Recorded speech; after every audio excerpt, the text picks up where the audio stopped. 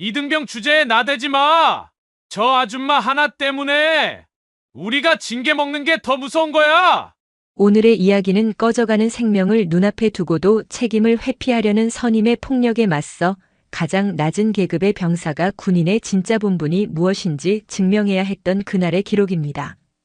여러분이 만약 김민준 이병이었다면 어떤 선택을 하셨을 것 같나요?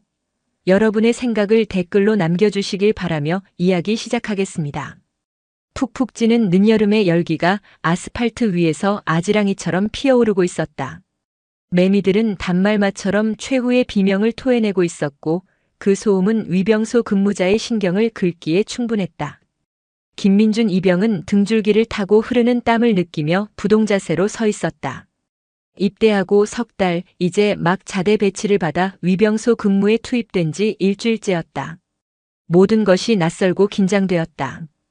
빳빳하게 다려진 전투복의 감촉, 어깨를 짓누르는 소총의 무게, 그리고 귓가에 울리는 선임의 신경질적인 목소리까지. 야, 김민준. 정신 안 차리냐? 눈깔은 장식이야? 저기 차 들어오잖아. 옆에 서 있던 박상철 상병이 턱짓으로 정문 쪽을 가리켰다. 그의 목소리에는 권태와 짜증이 덕지덕지 묻어 있었다. 박상철 상병은 전역을 넉 달 앞둔 부대 내에서는 알아주는 말년이었다. 그의 군 생활 목표는 단 하나, 아무 일 없이 최대한 편하게 시간을 보내다 나가는 것이었다. 그의 눈에 갓 들어온 신병 김민준의 의욕 넘치는 모습은 그저 피곤한 과시욕으로 보일 뿐이었다. 민준은 흠칫 놀라며 자세를 바로잡았다. 충성. 확인했습니다. 우렁차게 외치는 목소리에 박상병은 인상을 찌푸리며 귀를 후볐다. 목소리만 크면 다인 줄 알아. 수화 똑바로 해라. 어리바리 까다가 트집 잡히지 말고. 민준은 침을 꿀꺽 삼키고 다가오는 검은색 세단 앞에 섰다. 절도 있는 동작으로 차를 세우고 운전자를 향해 수화 절차를 시작했다. 충성. 검문소입니다. 방문 목적을 말씀해 주십시오. 운전석 창문이 스르륵 내려가자 익숙한 얼굴이 보였다. 본부중대 김진수 대위의 아내 서지혜 씨였다. 그녀는 남편의 면회를 위해 일주일에 한두 번씩 부대를 찾았다. 고생 많으세요. 김진수 대위님 면회 왔어요. 그녀의 목소리는 평소보다 힘이 없었고 창백한 얼굴에는 식은땀이 송골송골 맺혀 있었다. 민주는 순간 이상한 낌새를 느꼈다. 그녀는 만삭의 임산부였다. 금방이라도 아이가 태어날 것처럼 배가 불렀고 오늘따라 유난히 더 힘들어 보였다. 민주는 신분증을 확인하고 방문 기록을 작성하는 동안에도 힐끔힐끔 그녀를 살폈다. 그녀는 핸들을 잡은 손을 가늘게 떨고 있었고 간간히 숨을 몰아쉬었다. 사모님 괜찮으십니까? 안색이 많이 안 좋으십니다. 민준의 물음에 그녀는 애써 미소를 지어 보였다. 괜찮아요. 날이 더워서 그런가 봐요. 하지만 그 미소는 금방이라도 부서질 것처럼 위태로워 보였다. 그 모습을 지켜보던 박상병이 끼어들었다. 야, 뭘 꾸물거려. 빨리빨리 안 보내고. 뒤에 차 밀리는 거 안 보이냐? 그의 말투는 노골적으로 귀찮다는 티를 냈고 임산부를 향한 최소한의 배려도 찾아볼 수 없었다. 그냥 이 지루한 상황을 빨리 끝내고 싶은 마음뿐이었다. 민주는 서둘러 차단기를 올렸다. 충성. 들어가셔도 좋습니다. 서지혜 씨는 가볍게 목례를 하고 차를 몰아 위병소를 통과했다. 하지만 그녀의 차는 멀리 가지 못했다. 위병소를 지나자마자 주차 공간으로 향하던 차가 갑자기 비틀거리며 멈춰섰다. 끼익 하는 불안한 마찰음과 함께였다. 박상병은 혀를 찼다. 아, 저 아줌마는 또 왜 저래. 운전도 못하면서 꾸역꾸역 기어들어와 가지고. 야, 가서 똑바로 주차하라고 전해. 민주는 박상병의 명령에 복종하기 위해 차를 향해 달려갔다. 하지만 가까이 다가갈수록 상황이 심상치 않음을 직감했다. 운전석 문이 살짝 열려 있었고 그 너머로 서지혜 씨의 가쁜 신음소리가 새어나왔다. 흐으가. 민주는 심장이 쿵 내려앉는 것을 느꼈다. 사모님, 괜찮으십니까? 그가 문을 활짝 열자 믿을 수 없는 광경이 펼쳐졌다. 서지혜 씨는 의자에 몸을 기댄 채 배를 움켜쥐고 고통스럽게 신음하고 있었다. 그녀의 의자 밑으로는 이미 양수가 터져 흥건하게 젖어 있었다. 얼굴은 새하얗게 질려 핏기 하나 없었고 입술은 파랗게 변해 있었다. 살려주세요. 아기가 지금. 그녀는 말을 잇지 못하고 고통에 몸부림쳤다. 민준의 머릿속이 하얗게 비어버렸다. 군대에서 배운 응급처치 요령 같은 것은 아무것도 생각나지 않았다. 눈앞의 임산부는 지금 죽어가고 있었다. 그녀와 뱃속의 아이 2개의 생명이 위태로웠다. 민주는 본능적으로 소리쳤다. 박상철 상병님, 위급 상황입니다. 구급차를 불러야 합니다. 하지만 위병소에 기대어 담배를 피우려던 박상병의 반응은 냉담했다. 그는 이쪽을 힐끗 쳐다보더니 귀찮다는 듯 손을 내저었다. 야, 오버하지 마. 그냥 배 아픈 거겠지. 의무실에 연락하면 알아서 와. 괜히 일 크게 만들지 말고 네 선에서 처리해. 지금 그럴 상황이 아닙니다. 양수가 터졌습니다. 당장 병원으로 가야 합니다. 민준의 목소리는 절박함으로 떨리고 있었다. 그러나 박상병의 귀에는 그저 신병이 나서는 것으로만 들렸다. 자신의 통제를 벗어나려는 하극상으로 느껴졌다. 그는 피우려던 담배를 구겨 던지고 성큼성큼 민준에게 다가왔다. 그의 얼굴에는 심기가 불편한 기색이 역력했다. 박상철 상병의 얼굴은 분노로 일그러져 있었다. 그는 민준의 외침을 자신에 대한 도전으로 받아들였다. 고작 이등병 주제에 감히 상병인 자신에게 지시하듯 소리치는 것도 모자라 귀찮은 일을 만들어내려 하고 있었다. 그의 머릿속은 복잡한 규정과 책임 회피 논리로 가득 찼다. 민간인을, 그것도 부대 안에서 잘못 건드렸다가 무슨 일이 생기면 모든 책임은 자신과 위병소 근무자들에게 돌아올 터였다. 최악의 경우 영창에 갈 수도 있었다. 그는 그런 위험을 감수하고 싶지 않았다. 야, 김민준. 너 지금 뭐 하자는 거야? 여기가 네 안방인 줄 알아? 누가 네 멋대로 판단하고 소리 지르래? 박상병은 으르렁거리며 민준의 앞을 가로막았다. 그의 눈에는 이성적인 판단 따위는 없었다. 오직 자신의 안위와 이등병을 짓밟아 기강을 잡으려는 폭력적인 충동만이 번뜩였다. 민준은 다급하게 외쳤다. 상병님, 지금 그게 중요한 게 아닙니다. 저분 저러다 정말 큰일 납니다. 빨리 의무대에 연락하고 119에도 신고해야 합니다. 닥쳐. 의무대 연락은 당직사관 통해서 하는 거야. 절차 몰라? 그리고 119는 무슨 119? 부대 안에서 일어난 일은 부대 안에서 해결하는 거야. 괜히 외부에 알렸다가 일 커지면 네가 책임질래? 박상병은 군대 특유의 폐쇄적인 논리를 방패 삼아 민준의 행동을 억압했다. 그의 말은 틀린 것이 아니었다. 군대에는 정해진 보고 체계와 절차가 있었다. 하지만 지금은 한시가 급한 응급 상황이었다. 절차를 따지다가 사람을 죽게 내버려 둘 수는 없었다. 서지혜 씨의 신음소리가 점점 더 커졌다. 그녀는 이제 비명을 지를 힘조차 없는 듯 꺽꺽거리며 가쁜 숨을 몰아쉬었다. 제발 도와주세요. 그녀의 애원이 민준의 심장을 후벼 팠다. 민준은 더 이상 박상병과 언쟁을 벌일 시간이 없다고 판단했다. 그는 박상병을 지나쳐 다시 서지혜 씨에게 달려가려 했다. 그 순간 박상병의 이성이 끊어졌다. 이 새끼가 진짜 돌았나? 박상병은 민준의 어깨를 거칠게 잡아챘다. 민준은 속수무책으로 돌아섰다. 박상병은 그대로 민준의 전투복 멱살을 움켜쥐고 벽으로 밀어붙였다. 쿵 하는 소리와 함께 민준의 등이 차가운 위병소 외벽에 부딪혔다. 충격에 잠시 숨이 멎었다.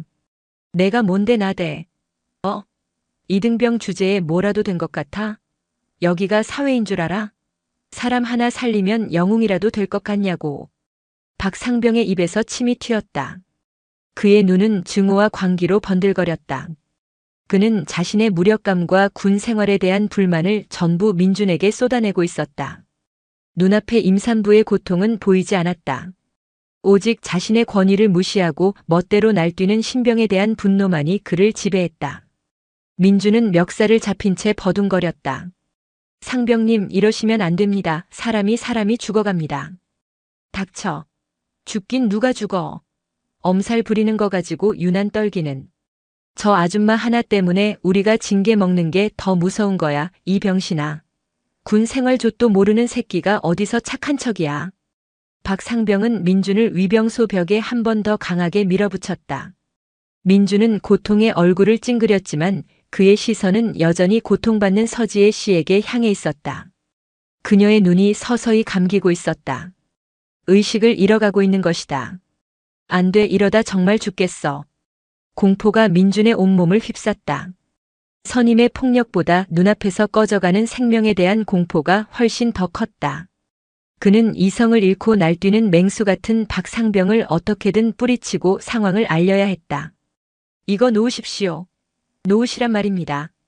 민준은 발버둥 쳤지만 저녁을 앞둔 상병의 완력을 이기기에는 역부족이었다.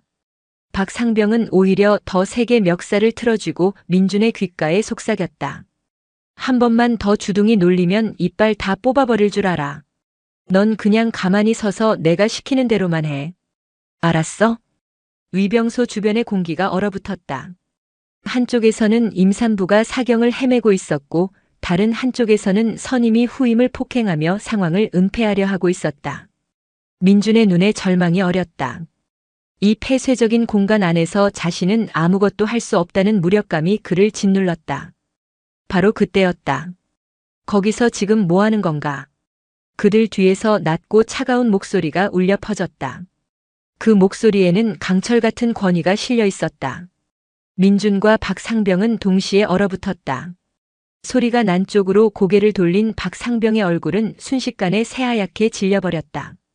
그의 손에서 힘이 풀리면서 민준의 멱살을 놓고 말았다.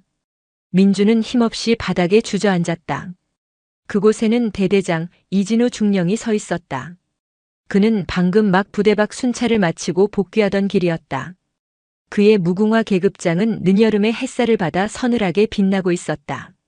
그의 시선은 쓰러져 있는 임산부와 주저앉은 이등병 그리고 사색이 된 상병을 차례로 훑었다. 위병소 주변의 시끄러운 매미 소리마저 순간 멎는 듯한 얼음장 같은 정적이 흘렀다. 이진우 중령의 등장은 위병소 주변의 시간을 멈춰버렸다. 그의 존재감은 공기 자체를 무겁게 짓누르는 듯 했다.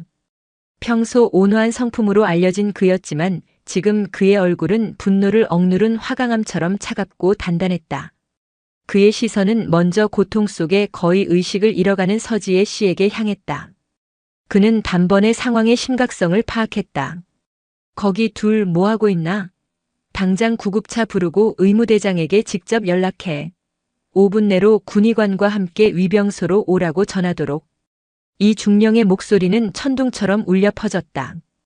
위병소 안에 있던 다른 근무자들이 혼비백산하여 뛰쳐나왔다. 한 명은 다급하게 수화기를 들었고 다른 한 명은 의무대로 전력 질주했다.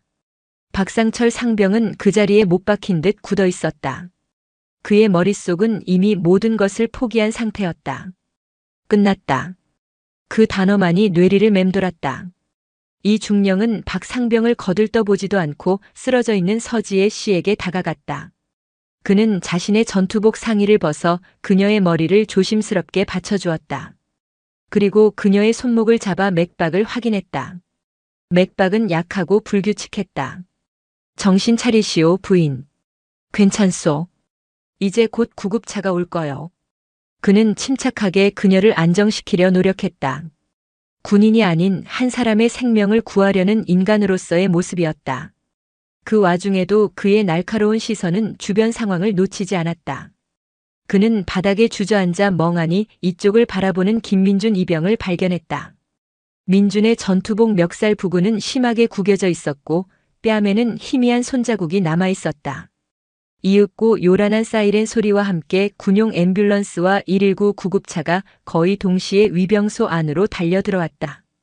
의무대장인 박 대위와 군의관이 황급히 차에서 내렸고 119 대원들도 신속하게 들 것을 준비했다. 대대장님, 무슨 일이십니까? 설명은 나중에 듣겠다. 산모 상태부터 확인해. 양수가 터졌고 의식이 혼미하다. 의료진들은 일사불란하게 움직였다. 서지혜 씨에게 산소 마스크를 씌우고 링거를 연결한 뒤 조심스럽게 들것에 옮겼다. 그녀는 가장 가까운 민간 종합병원으로 이송될 터였다. 앰뷸런스 문이 닫히기 직전 이 중령은 박 대위에게 나직하게 말했다. 김진수 대위에게는 내가 직접 연락하겠다. 자네는 산모 곁을 지키며 상황을 계속 보고하도록. 예, 알겠습니다. 앰뷸런스가 굉음을 내며 부대를 빠져나갔다. 위병소에는 다시 정적이 찾아왔다. 하지만 이전과는 비교할 수 없는 살얼음판 같은 긴장감이 감돌았다. 모든 소란이 정리되자 이진우 중령은 천천히 몸을 돌렸다. 그리고 마침내 박상철 상병과 김민준 이병을 향해 시선을 고정했다. 그의 눈빛은 칼날 같았다. 그는 아무 말 없이 박 상병에게 다가갔다. 박 상병은 자기도 모르게 뒷걸음질 쳤다. 공포에 질린 쥐의 모습이었다. 박상철 상병. 네. 상병 철. 박 상병의 목소리는 염소처럼 떨려 나왔다. 평소 후임들 앞에서 부리던 허세는 온데간데 없었다. 자네 눈에는 저 임산부가 보이지 않았나? 대답. 뭐 보였습니다. 상황이 위급하다는 것도 몰랐나? 그것이 절차에 따라 보고를. 절차? 이 중령의 입가에 냉소가 어렸다. 사람이 죽어가는 것을 보고도 절차를 따져야 한다는 건가? 그게 자네가 배운 군인 정신인가? 박 상병은 고개를 푹 숙였다. 아무런 변명도 할 수 없었다. 그의 침묵은 모든 것을 인정하는 셈이었다. 이 중령은 더 이상 그를 상대할 가치도 없다는 듯 시선을 돌려 여전히 바닥에 앉아있는 김민준 이병에게로 향했다. 김민준 이병 일어서. 민준은 비틀거리며 자리에서 일어났다. 대대장 앞에 서자 온몸이 떨려왔다. 자신이 뭘 잘못한 건 아닐까, 선임의 말을 어기고 독단적으로 행동한 것이 결국 벌을 받게 되는 건 아닐까 하는 두려움이 엄습했다. 이 중령은 민준의 구겨진 멱살과 뺨의 상처를 찬찬히 훑어보았다. 그의 눈빛이 순간 가늘어졌다. 무슨 일이 있었는지 처음부터 끝까지 거짓 없이 보고하도록. 민준은 마른 침을 삼켰다. 옆에서 박 상병이 거의 눈빛으로 애원하고 있었다. 제발 불리한 말은 하지 말아달라는 무언의 압력이었다. 하지만 민준은 이진우 중령의 흔들림 없는 눈을 보자 모든 것을 사실대로 말해야 한다고 결심했다. 이것은 단순히 박 상병 개인의 문제가 아니었다. 군대라는 조직의 더 깊은 문제와 관련되어 있음을 그는 어렴풋이 느끼고 있었다. 민준은 입술을 깨물고 떨리는 목소리로 입을 열기 시작했다. 김민준 이병의 보고는 담담했지만 그 안에 담긴 내용은 충격적이었다. 그는 서지혜 씨가 위병소에 도착했을 때부터 이상 징후를 보였던 것, 차를 멈추고 고통을 호소했던 순간, 그리고 자신이 도움을 요청하자 박상철 상병이 어떻게 반응했는지를 빠짐없이 털어놓았다. 절차를 운운하며 상황을 무마하려 했던 것, 자신을 겁박하고 마침내 멱살을 잡고 폭행하며 도움을 주지 못하게 막아선 사실까지. 그의 목소리는 떨렸지만 눈빛은 흔들리지 않았다. 그는 사실을 말하고 있었다. 보고를 듣는 동안 이진우 중령의 얼굴은 점점 더 굳어갔다. 그의 주먹은 자신도 모르게 꽉 쥐어졌다. 그는 군 생활 수십 년 동안 수많은 부조리를 목격했지만 눈앞에서 생명이 꺼져가는 상황을 외면하고 자신의 안위와 권위를 위해 후임을 폭행한 이런 경우는 참기 힘든 모욕이자 군에 대한 배신으로 느껴졌다. 군인은 국민의 생명과 재산을 보호하기 위해 존재하는 것이다. 그 가장 기본적인 본분을 망각한 병사는 더 이상 군인이라고 할 수 없었다. 민준의 보고가 끝나자 이 중령은 아무 말 없이 박상철 상병을 돌아봤다. 박 상병은 이제 고개를 들지 못했다. 그의 어깨는 축 처져 있었고 온몸은 사시나무처럼 떨리고 있었다. 그는 자신이 저지른 짓의 무게가 얼마나 엄청난 것인지 대대장의 침묵 속에서 뼈저리게 느끼고 있었다. 박상철 상병. 이 중령이 다시 그의 이름을 불렀다. 김민준 이병의 보고 내용 중에 사실이 아닌 부분이 있나? 없습니다. 박 상병은 모기만 한 목소리로 간신히 대답했다. 그 한마디는 그의 모든 죄를 시인하는 것이었다. 이 중령은 깊은 한숨을 내쉬었다. 그는 분노를 억누르며 말했다. 너는 군인의 자격이 없다. 아니, 사람으로서의 자격이 없다. 내가 말하는 그 절차와 규정은 사람을 죽으라고 내버려 두기 위해 존재하는 것이 아니다. 무책임하고 나태한 자들이 자신의 안위를 위해 휘두르는 방패가 아니란 말이다. 그의 목소리는 위병소 전체에 서늘하게 울렸다. 주변에 있던 다른 병사들은 숨소리조차 내지 못했다. 내가 오늘 한 짓은 세 가지의 큰 죄를 저지른 것이다. 첫째, 위급한 상황에 처한 국민을 외면한 죄. 둘째, 올바른 판단을 하고 행동하려던 후임을 폭행하고 직무 수행을 방해한 죄. 셋째, 이 모든 행동으로 군의 명예를 실추시킨 죄다. 이 중령은 말을 마친 뒤 위병소 당직 근무를 서고 있던 부사관을 불렀다. 당직하사. 예, 중사 최민식. 박상철 상병의 총기를 회수하고 즉시 대대장실로 연행하도록. 중대장에게 연락해서 관련 경위서를 상세하게 작성하여 보고하라고 전하고. 알겠습니다. 최 중사는 조금의 망설임도 없이 박 상병에게 다가가 그의 소총을 회수했다. 박 상병은 아무런 저항도 하지 못하고 마치 영혼이 빠져나간 사람처럼 무기력하게 끌려갔다. 그의 군 생활은 사실상 오늘로 끝난 것이나 다름없었다. 모든 상황이 정리되자 이 중령은 다시 김민준 이병에게로 시선을 돌렸다. 아까의 냉엄한 모습은 사라지고 그의 눈빛에는 복잡한 감정이 서려 있었다. 칭찬과 안쓰러움 그리고 미안함이 뒤섞인 눈빛이었다. 김민준 이병. 이병 김. 민. 준. 민준은 반사적으로 관등 성명을 외쳤다. 자네는 오늘 아주 힘든 상황 속에서 군인으로서 가장 중요한 것이 무엇인지를 보여주었다. 규정과 절차보다 사람이 먼저라는 것, 계급과 위력에 굴하지 않고 자신의 신념을 지키는 용기를 보여주었어. 이 중령은 민준의 어깨를 두드리며 말했다. 두려웠을 텐데 정말 잘했다. 자네 같은 병사가 있다는 것이 이 부대의 자랑이다. 대대장의 따뜻한 칭찬에 민준은 울컥 눈물이 쏟아질 것 같았다. 그는 아래 입술을 꽉 깨물며 간신히 참아냈다. 공포와 무력감, 서러움과 분노가 뒤섞였던 감정들이 대대장의 한마디에 눈 녹듯 사라지는 기분이었다. 우선 위병소 근무는 다른 인원으로 교대하도록 조치하겠다.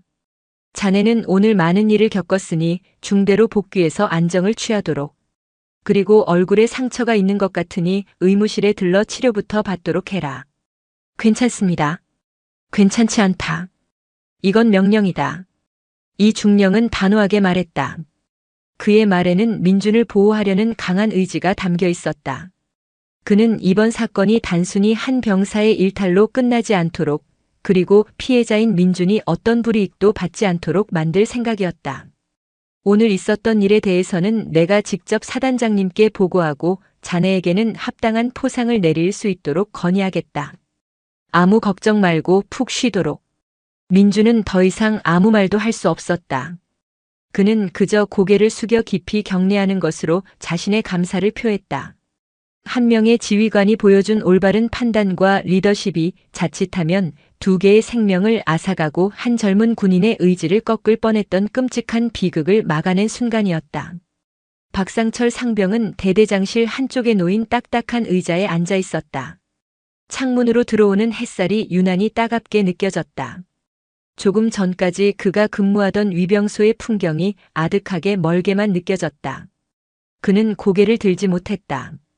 책상 너머에서 서류를 검토하는 이진우 중령의 침묵이 그의 숨통을 조여왔다.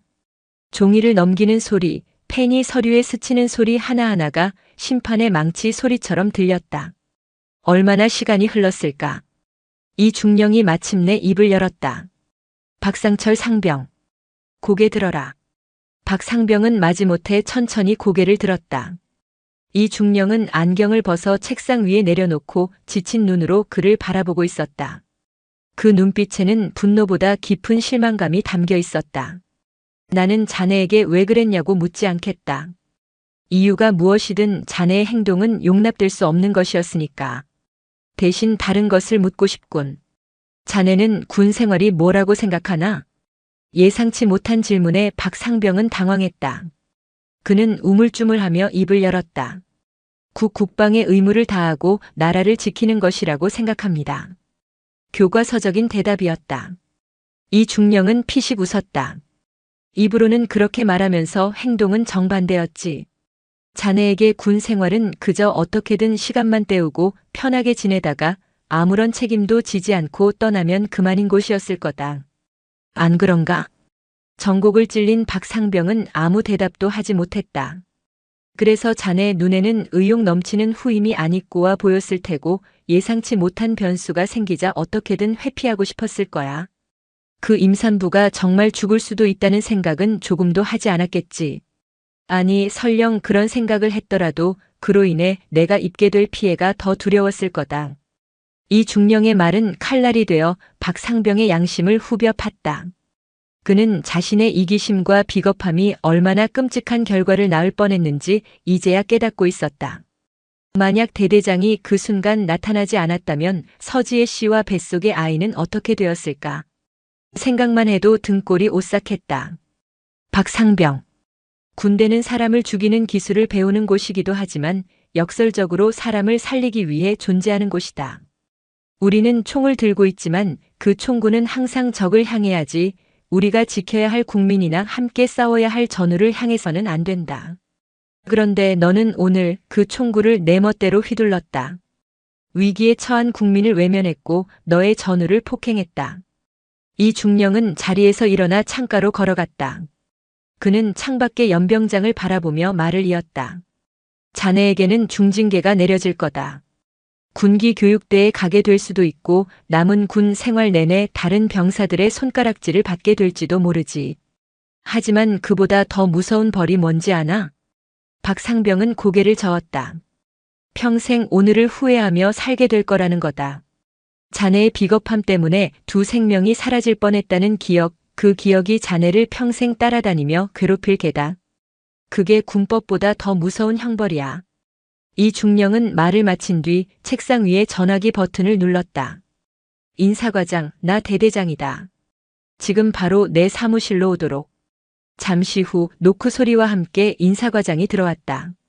이 중령은 박상병을 가리키며 말했다. 이 병사는 금일부로 모든 보직에서 해임하고 징계위원회가 열리기 전까지 대기 조치하도록. 상세한 징계 사유와 절차는 내가 직접 서류로 넘기겠다. 인사과장은 굳은 얼굴로 경례하고 박상병을 데리고 나갔다. 텅 빈 대대장실에 남은 이 중령은 깊은 피로감을 느끼며 의자에 몸을 기댔다. 한 병사의 일탈을 처리하는 것보다 무너진 군 기강과 병사들의 안일한 정신 상태를 어떻게 바로잡아야 할지 고민이 깊어졌다. 같은 시각 김민준 이병은 중대 의무실에 앉아 있었다. 군의관은 그의 뺨에 난 상처를 소독하며 혀를 찼다. 이거 그냥 긁힌 게 아니라 손톱 자국이네. 세 개도 잡았구만. 아프면 아프다고 얘기해. 괜찮습니다. 민주는 덤덤하게 대답했다. 뺨의 통증보다 아직도 진정되지 않는 심장의 두근거림이 더 크게 느껴졌다.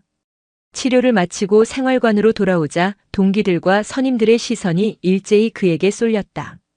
몇몇은 걱정스러운 눈빛으로 다가와 괜찮냐고 물었고 몇몇은 멀찍이서 수군거렸다. 박상철 상병이 대대장에게 직접 연행되었다는 소문은 이미 부대 전체에 파다하게 퍼져 있었다.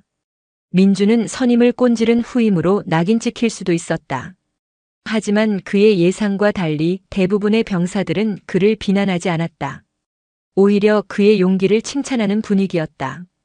평소 박상병의 게으르고 권위적인 태도에 불만을 품고 있던 병사들이 많았기 때문이다. 야, 김민준. 너 진짜 대단하다.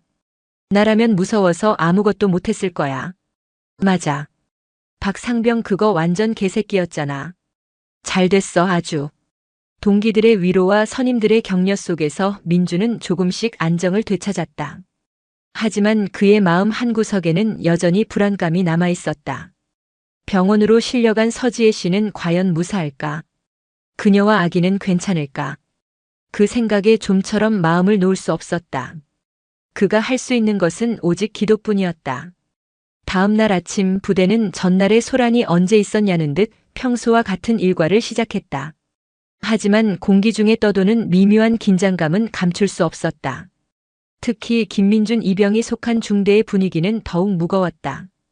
박상철 상병의 빈자리는 생각보다 컸고 그의 징계 소식은 병사들 사이에서 끊임없는 화제거리였다. 아침 점호 시간 중대장은 이례적으로 길게 훈시를 했다. 그는 어제 있었던 사건을 직접적으로 언급하지는 않았지만 군인의 본분과 책임감 그리고 전우회에 대해 힘주어 강조했다. 그의 시선은 여러 번 민준에게 머물렀다. 그것은 질책이 아닌 격려와 신뢰의 눈빛이었다. 일과가 시작되고 민준은 다른 병사들과 함께 진지 보수 작업에 투입되었다. 흙먼지를 뒤집어 쓰고 삽질을 하는 고된 작업이었지만 그는 묵묵히 자신의 임무에만 집중했다. 다른 생각을 할 겨를을 주지 않으려는 자기 나름의 노력이었다. 하지만 문득문득 어제 일이 떠올라 삽을 쥔 손에 힘이 빠지곤 했다. 김이병 잠깐 쉬었다가 해. 작업을 지휘하던 행정보급관이 다가와 물통을 건넸다. 그는 평소 무뚝뚝하기로 소문난 사람이었지만 오늘따라 민준을 대하는 태도가 유달리 부드러웠다. 어제 일은 들었다. 고생 많았다. 아닙니다. 박상병 그놈은 군기 교육대로 가게 될 거다. 아마 영창보다 더 힘든 곳이 될 게다. 너한테 무슨 해코지라도 할까봐 걱정했는데 그럴 일은 없으니 안심해라. 행정보급관은 툭툭 민준의 어깨를 두드려주고는 다른 곳으로 갔다. 그의 무심한 듯한 위로가 민준의 마음을 조금은 가볍게 해주었다. 오후가 되었을 때 중대 행정병이 헐레벌떡 작업장으로 달려왔다. 이병 김민준, 지금 당장 대대장실로 오시랍니다. 주변의 모든 시선이 다시 민준에게 집중되었다. 또 무슨 일이지? 민준은 불안한 마음으로 삽을 놓고 행정병을 따라 나섰다. 대대장실 문 앞에 서자 어제와는 또 다른 긴장감이 그를 덮쳤다. 그는 심호흡을 하고 노크했다. 들어와. 문을 열고 들어가자 이진우 중령이 평소의 온화한 미소로 그를 맞았다. 그의 집무실에는 또 다른 손님이 와 있었다. 전투복 차림의 젊은 장교였다. 민준은 그가 누구인지 금방 알아챌 수 있었다. 본부중대장 김진수 대위, 바로 서지혜 씨의 남편이었다. 김 대위는 민준을 보자마자 자리에서 벌떡 일어났다. 그의 눈은 붉게 충혈되어 있었다. 그는 민준에게 다가와 아무 말 없이 그의 두 손을 덥석 잡았다. 고맙습니다. 정말 고맙습니다. 김민준 이병. 그의 목소리는 심하게 잠겨 있었다.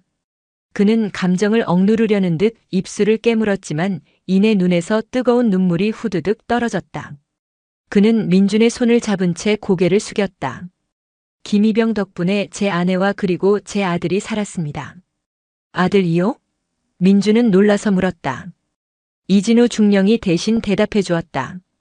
어젯밤 병원에서 제왕절개 수술을 했다고 한다. 조금만 늦었어도 산모와 아이 둘 다 위험했다고 하더군. 다행히 지금은 둘 다 안정을 되찾았고 아주 건강한 아들이 태어났다고 한다. 그 말을 듣는 순간 민준의 온몸에 퍼져있던 긴장과 불안감이 한꺼번에 녹아내리는 듯 했다. 가슴속에 뜨거운 무언가가 차오르며 눈시울이 붉어졌다. 다행이다, 정말 다행이다. 김 대위는 눈물을 훔치고 다시 입을 열었다. 의사 선생님이 그러시더군요. 현장에서 신속한 판단을 하고 병원으로 이송하려 했던 그 짧은 순간이 골든타임을 지켜냈다고. 만약 거기서 몇 분만 더 지체했더라면 상상하고 싶지도 않습니다. 그는 민준의 손을 더욱 꽉 잡았다. 이 은혜를 어떻게 갚아야 할지 모르겠습니다. 당신은 제 가족의 생명의 은인입니다. 민준은 어쩔 줄 몰라 하며 고개를 저었다. 아닙니다, 대위님. 저는 그저 제가 해야 할 일을 했을 뿐입니다. 아니, 자네는 해야 할 일 이상을 했어. 이진우 중령이 흐뭇한 표정으로 말했다. 김이병 사단장님께서 자네에게 4박 5일의 포상 휴가를 승인하셨다. 그리고 이번 주 주말에 있을 사단 창설 기념 행사에서 자네에게 직접 표창을 수여하시겠다고 전해오셨다. 포상 휴가와 사단장 표창. 신병으로서는 상상도 할 수 없는 영광이었다. 하지만 민준에게는 그 어떤 포상보다 방금 전 김대위가 전해준 모두 무사하다는 소식이 더 큰 기쁨과 위안으로 다가왔다. 김대위는 주머니에서 작은 봉투를 꺼내 민준에게 건네려 했다. 약소하지만 제 아내와 제가 드리는 감사의 표시입니다. 민준은 화들짝 놀라며 손을 내저었다. 아닙니다, 대위님. 정말 괜찮습니다. 마음만 감사히 받겠습니다. 김이병. 이 중령이 나직하게 말했다. 그건 받도록 해라. 군인으로서의 포상과는 별개로 한 인간으로서 감사를 표하는 것이니 거절하는 것은 예의가 아니다. 민주는 잠시 망설이다가 조심스럽게 봉투를 받아들었다. 봉투 안에는 현금이 아닌 정성스럽게 쓴 편지 한 통과 갓 태어난 아기의 발 도장이 찍힌 작은 카드가 들어있었다. 편지에는 서지혜 씨가 쓴 진심 어린 감사의 글이 빼곡하게 적혀 있었다. 민주는 그 편지를 읽기도 전에 코끝이 찡해졌다. 한 사람의 작은 용기가 만들어낸 기적이었다. 그 기적의 무게가 민준의 마음을 따뜻하고 묵직하게 채우고 있었다. 사단 창설 기념일이 다가왔다. 부대는 며칠 전부터 행사 준비로 분주했다. 연병장에는 거대한 단상이 설치되었고 병사들은 전투복을 빳빳하게 다리고 전투화를 반짝반짝하게 닦으며 행사를 준비했다. 김민준 이병 역시 그들 중 하나였지만 그의 마음은 다른 병사들과는 조금 다른 설렘과 긴장으로 가득 차 있었다. 그는 이번 행사의 주인공 중 한 명이었다. 행사 당일 가을 하늘은 더없이 맑고 높았다. 수천 명의 장병들이 연병장에 도열해 있었고 단상에는 사단장 이하 부대의 모든 지휘관들이 자리했다. 지역 유지들과 군 관계자들도 초청되어 자리를 빛냈다. 웅장한 군악대 연주와 함께 행사가 시작되었다. 모범 장병 및 부대 표창 수여식이 진행되었다. 사회자의 목소리가 스피커를 통해 쩌렁쩌렁 울려 퍼졌다. 다음은 투철한 군인 정신과 용기 있는 행동으로 국민의 생명을 구한 공로를 인정하여 1대대 3중대 김민준 이병에게 사단장 표창을 수여하겠습니다. 김민준 이병은 단상 위로 올라오시기 바랍니다. 그의 이름이 불리는 순간 연병장에 도열해 있던 모든 병사들의 시선이 일제히 그에게로 향했다. 민준은 잠시 숨을 골랐다. 심장이 세차게 뛰었지만 두렵지는 않았다. 그는 절도 있는 동작으로 대열에서 빠져나와 단상을 향해 걸어갔다. 수천 개의 시선이 그의 발걸음 하나하나에 집중되었다. 그의 동기들은 자랑스러움과 부러움이 섞인 눈으로 그를 바라보았다. 단상 위에 올라서자 별 2개가 빛나는 계급장을 단 사단장이 인자한 미소로 그를 맞았다. 그는 민준의 어깨를 두드리며 나직하게 말했다. 정말 장하다 김이병. 자네 같은 아들 같은 병사가 있어 든든하군. 사단장은 직접 표창장과 함께 포상 휴가증을 민준의 손에 쥐어주었다. 민준은 우렁찬 목소리로 격려했다. 충성. 그 순간 연병장을 가득 메운 장병들 사이에서 우레와 같은 박수 소리가 터져나왔다. 그것은 단순히 형식적인 박수가 아니었다. 한 젊은 군인의 용감한 행동에 대한 진심 어린 존경과 찬사가 담긴 박수였다. 민준은 단상 위에서 자신에게 박수를 보내는 전우들을 바라보았다. 저들 중 누군가는 그날의 자신처럼 부조리한 상황에 처할 수도 있을 것이다. 하지만 오늘 이 순간을 기억한다면 그들도 자신처럼 용기를 낼 수 있지 않을까? 그런 생각이 들자 가슴 벅찬 감동이 밀려왔다. 표창 수여식이 끝나고 행사의 마지막 순서인 부대원들의 가족 면회 시간이 이어졌다. 민준은 휴가를 나가기 전이었기에 찾아올 가족이 없었다. 그는 홀로 생활관으로 돌아가려던 참이었다. 김민준 이병. 뒤에서 익숙한 목소리가 들려왔다. 돌아보니 환하게 웃고 있는 김진수 대위와 이제는 건강을 완전히 회복한 듯 보이는 그의 아내 서지혜 씨가 서 있었다. 그녀의 품에는 하얀 속삭이에 쌓인 작은 아기가 안겨 있었다. 사모님, 아기. 민준은 반가움에 달려갔다. 서지혜 씨는 고마움이 가득한 눈으로 민준을 바라보았다. 김이병님 덕분이에요. 오늘 표창 받으시는 모습 정말 멋있었어요. 그녀는 조심스럽게 아기를 민준에게 보여주었다. 아기는 세상 모르고 평화롭게 잠들어 있었다. 작은 입술, 오밀조밀한 눈, 코, 입이 너무나 사랑스러웠다. 민준은 저도 모르게 미소를 지었다. 자신이 지켜낸 생명이 바로 눈앞에 있다는 사실이 비현실적으로 느껴졌다. 이름은 하준이라고 지었어요. 하늘이 내려준 보물이라는 뜻이에요. 김 대위가 아기를 사랑스럽게 바라보며 말했다. 서지혜 씨가 말했다. 괜찮으시다면 우리 하준이 한번 안아주시겠어요? 하준이의 생명의 은인이니까요. 민준은 당황하며 손사래를 쳤다. 아닙니다. 제가 어떻게 아기가 너무 작아서. 괜찮아요. 제가 도와드릴게요. 그녀는 웃으며 민준에게 아기를 안는 법을 가르쳐 주었다. 민준은 조심스럽게 세상에서 가장 소중한 보물을 다루듯 아기를 품에 안았다. 작고 따뜻한 생명의 온기가 그의 군복을 통해 전해져 왔다. 아기는 그의 품 안에서 꼼지락거리더니 이내 더 깊은 잠에 빠져들었다. 그 순간 민준은 깨달았다. 자신이 받은 그 어떤 표창이나 휴가보다도 지금 이 순간 품에 안은 작은 생명의 무게가 가장 값진 상이라는 것을. 군인이 되어 누군가를 지켜냈다는 사실이 그의 남은 군 생활을 그리고 앞으로의 인생을 지탱해 줄 가장 큰 자부심이 될 것임을. 한쪽에서는 김대위 부부가 그 모습을 흐뭇하게 바라보고 있었고 멀지 않은 곳에서 이진우 중령 역시 그 광경을 지켜보며 조용히 미소 짓고 있었다. 부조리와 폭력이 핥히고 간 상처 위로 새로운 생명과 따뜻한 인간애가 아름답게 피어나는 순간이었다. 김민준 이병이 4박 5일간의 포상 휴가를 마치고 부대로 복귀했을 때 부대의 분위기는 그가 떠나기 전과는 사뭇 달라져 있었다. 가장 큰 변화는 그를 대하는 사람들의 태도였다.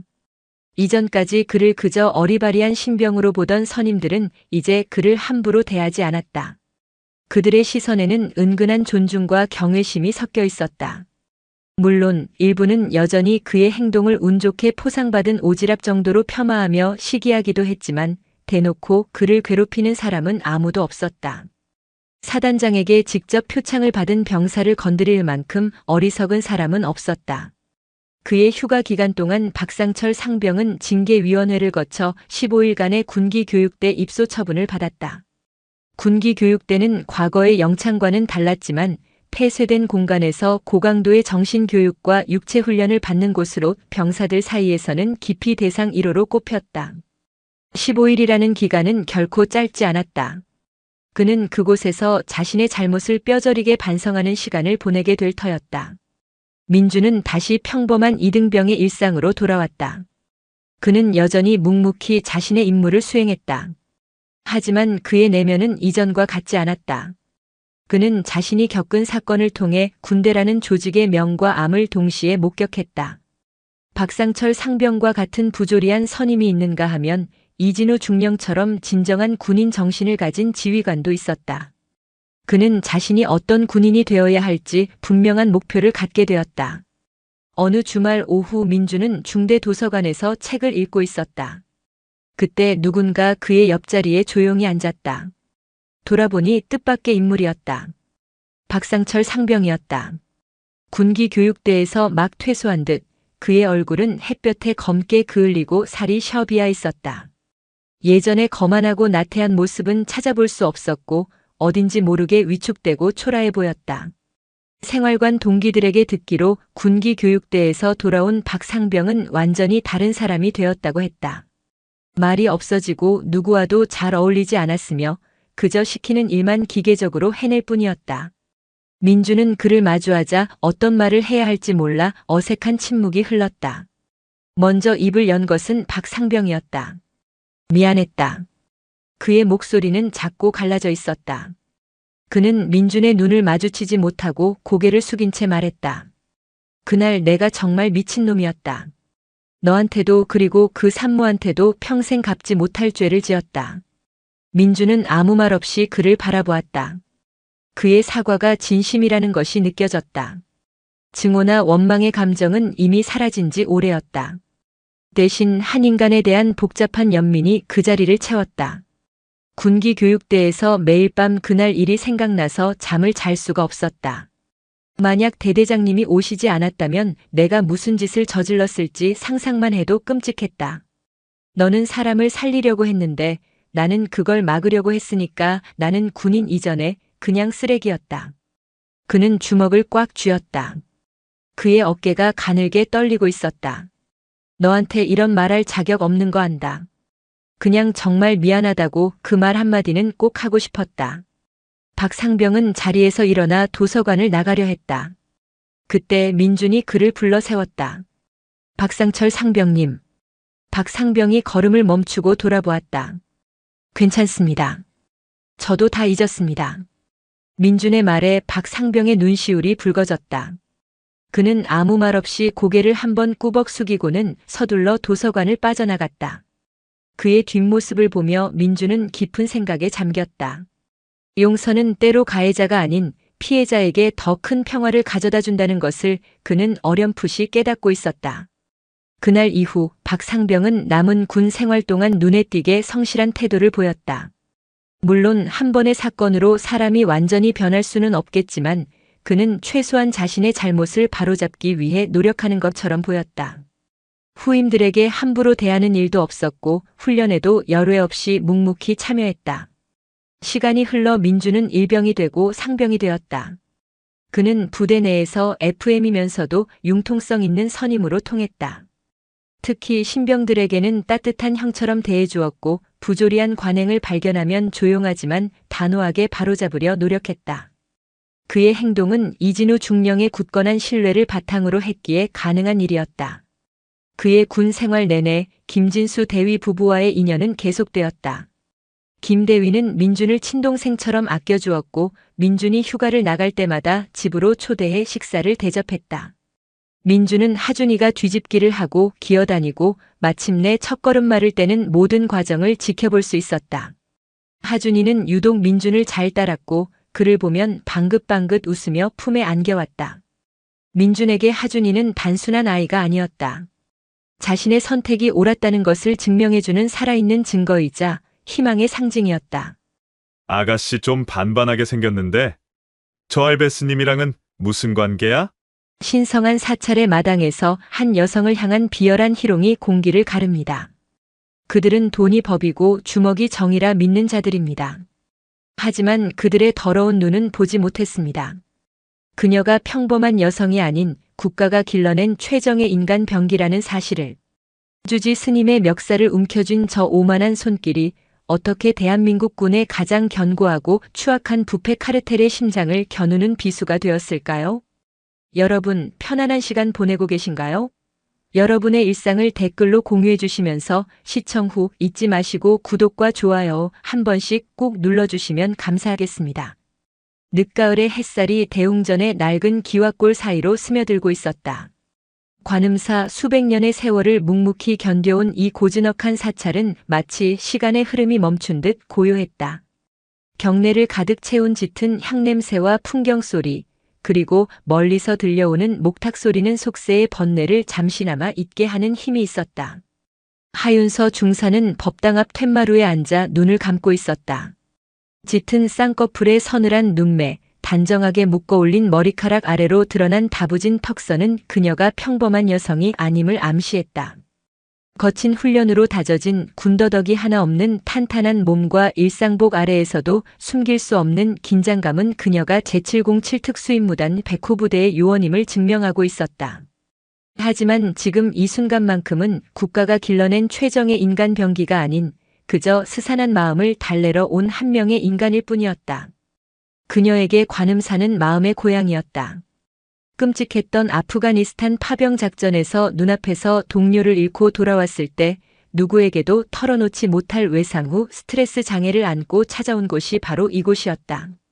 해민 주지스님은 아무것도 묻지 않고 그저 따뜻한 차 한 잔을 내어주었고 그녀는 끝없이 울려 퍼지는 목탁 소리 속에서 비로소 찢어졌던 영혼의 조각들을 겨우 끌어모을 수 있었다. 그 후로 그녀는 가장 힘든 작전을 끝마칠 때마다 이곳을 찾아 자신을 비워내고 다시 채워가곤 했다. 윤서 왔느냐? 해민 주지스님이 부드러운 미소와 함께 다가왔다. 그는 세상의 모든 풍파를 겪어낸 딸을 대하듯 그녀를 애틋하게 바라보았다. 하윤서는 자리에서 일어나 깍듯하게 허리를 숙였다. 네, 스님.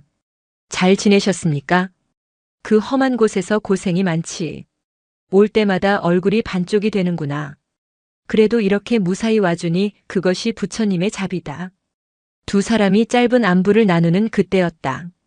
사찰의 고요를 깨트리는 굉음이 산 아래에서부터 울려 퍼졌다. 불경을 외던 동자승들의 눈이 동그래지고 풍경 소리마저 그 불쾌한 소음에 묻혔다.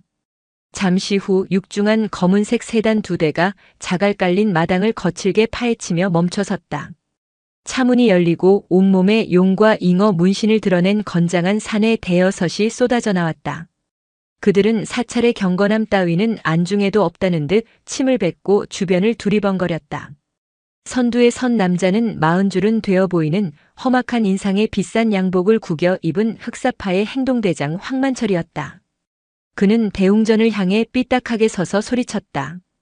여기 주지 나와. 손님 왔는데 대접이 이따위야? 해민 스님은 표정의 변화 없이 조용히 앞으로 나섰다. 하윤서는 그의 뒤에 서서 상황을 지켜보았다. 본능적으로 위험을 감지한 그녀의 온몸의 근육이 미세하게 긴장했다. 무슨 일로 오셨습니까, 거사님? 무슨 일? 스님, 요즘 세상 물정을 너무 모르시는 거 아니야? 이 일대가 전부 다 개발되는 거 몰라? 당신네 절이 딱 알받기 좋은 명당이란 말이지. 우리가 이 산 일대 개발권을 따냈는데 이 절 하나 때문에 그림이 영 안 나와. 황만철은 턱짓으로 주변을 가리키며 비아냥거렸다. 그의 뒤에 선 조직원들은 낄낄거리며 법당 기둥을 발로 툭툭 찼다. 이곳은 수백 년간 부처님을 모셔온 신성한 도량입니다. 함부로 말씀하지 마십시오. 해민 스님의 차분한 목소리에 황만철은 코웃음을 쳤다. 신성? 웃기고 있네. 돈이 제일 신성한 세상이야. 좋게 말할 때 우리한테 넘겨. 우리가 시주 좀 두둑하게 해드릴 테니 다른 데 가서 더 크고 좋은 절 지으시라고. 그것은 제안의 형식을 띤 명백한 협박이었다. 보호비를 요구하고 말을 듣지 않으면 어떤 식으로든 해코지를 해서 결국엔 땅을 헐값에 빼앗으려는 조폭들의 전형적인 수업이었다. 해민 스님은 단호하게 고개를 저었다. 이곳은 돈으로 사고 팔 수 있는 곳이 아닙니다. 돌아가 주십시오. 이 영감이 진짜 말이 안 통하네. 야, 애들아. 우리가 얼마나 간절한지 좀 보여드려야 하지 않겠어? 황만철의 말이 떨어지자마자 조직원 하나가 마당 한쪽에 놓인 작은 석등을 발로 걷어찼다. 쿵 하는 소리와 함께 수십 년은 되었을 법한 석등이 쓰러지며 깨졌다. 어린 동자승이 놀라 비명을 질렀다. 또 다른 놈은 공양미가 담긴 가마니를 칼로 찢었다. 하얀 쌀이 흙바닥 위로 와르르 쏟아졌다. 하윤서의 눈빛이 차갑게 가라앉았다. 그녀의 주먹이 저도 모르게 굳게 말아 쥐어졌다. 저 손목을 부러뜨리는 데는 1초, 목뼈를 부수는 데는 0.5초도 걸리지 않는다. 수십 가지의 치명적인 살상 기술이 그녀의 머릿속을 스쳐 지나갔다. 하지만 그녀는 움직이지 않았다. 군인 신분으로 특히 707이라는 특수부대의 이름에 흠집을 낼 수는 없었다. 그녀는 해민 스님을 보호하듯 앞을 가로막고 조용히 하지만 뼈를 울리는 듯한 낮은 목소리로 말했다. 그만하시죠. 황만철의 시선이 처음으로 하윤서에게 향했다. 그는 위아래로 그녀를 훑어보더니 음흉한 미소를 지었다. 오호, 여기 예쁜 아가씨도 있었네. 아가씨, 여긴 당신처럼 고운 사람이 있을 때가 아니야. 오빠들이랑 같이 가서 차나 한잔할까? 사유지에 무단으로 침입해서 기물을 파손하고 협박하는 것은 명백한 범죄입니다. 지금이라도 조용히 돌아가시면 신고는 하지 않겠습니다. 신고? 하하. 야, 애들아. 이 아가씨가 지금 우리한테 신고 드립을 친다. 조직원들이 일제히 폭소를 터뜨렸다. 황만철은 담배를 꺼내 입에 물고는 연기를 하윤서의 얼굴에 후하고 뱉었다. 아가씨, 내가 누군지 알아? 그리고 당신네 특전사령관 직속 부대장인 장태준 소장님이라고 아나 모르겠네. 나랑 아주 각별한 사이거든. 당신이 나 건드리면 어떻게 되는지 알아? 바로 군복 벗고 쫓겨나는 거야. 알아들어? 하윤서의 미간이 순간 좁혀졌다. 장태준 소장. 특수전 사령부 예하의 막강한 권력을 쥔 장성이었다. 조폭 두목의 입에서 장성의 이름이 저렇게 쉽게 나온다는 것은 둘의 관계가 보통이 아님을 의미했다. 헛소리하지 말고 당장 떠나십시오. 마지막 경고입니다. 경고는 내가 해야지, 이 발칙한 년아. 야, 저년 아주 앙칼지네. 화장 지워지고 머리채 잡히기 전에 사회 쓴맛 좀 보여줘라. 황만철의 지시에 덩치 큰 조직원 둘이 양쪽에서 하윤서에게 다가왔다. 한 놈이 그녀의 머리카락을 잡으려 손을 뻗는 순간이었다. 하윤서는 더 이상 참을 수 없었다. 자신의 영혼을 치유해준 이 신성한 장소가 더럽혀지는 것을, 그리고 자신을 딸처럼 아껴주는 해민스님이 위협받는 것을 보고만 있을 수는 없었다. 하지만 그녀는 군인이었다. 상대를 죽이는 것이 아닌 완벽하게 제압하는 것이 그녀의 임무였다. 조직원의 손이 하윤서의 머리카락에 닿기 직전 그녀의 세상은 느리게 흘렀다. 상대의 어깨 근육이 움직이는 각도, 손의 궤적, 체중의 이동이 마치 교본처럼 선명하게 보였다. 그녀의 몸이 한 줄기 연기처럼 뒤로 흐르는가 싶더니 안으로 파고들며 상대의 손목 안쪽 급소를 손날로 가볍게 쳤다. 퍽 하는 둔탁한 소리와 함께 조직원의 팔이 힘없이 축 늘어졌다. 악!